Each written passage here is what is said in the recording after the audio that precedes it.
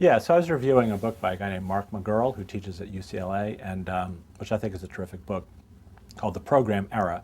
And the argument of the book is that American fiction since 1945 or 1950 has been highly influenced by the fact that so many novelists and so many people who teach novelists have gone through writing programs.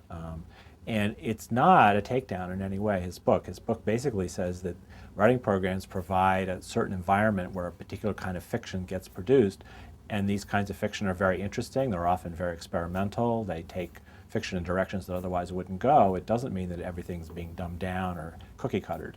And I thought that was very provocative, and he gave some pretty good readings of contemporary fiction to back up his claim about it. So I would tend to agree with him. I mean, it is different. It's a fact of life since 1950 or so that wasn't true before that. Writers had different ways of organizing themselves and different sort of social groupings in which to perform their work. But the fact that many of them go through the university now does affect what they write, but doesn't mean that what they're writing isn't interesting.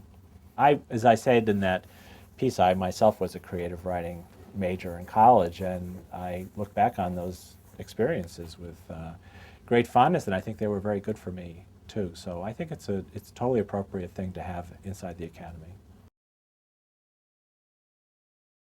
I wish I could say it made it better, but it certainly gave me lots of models to bounce off of and learn from.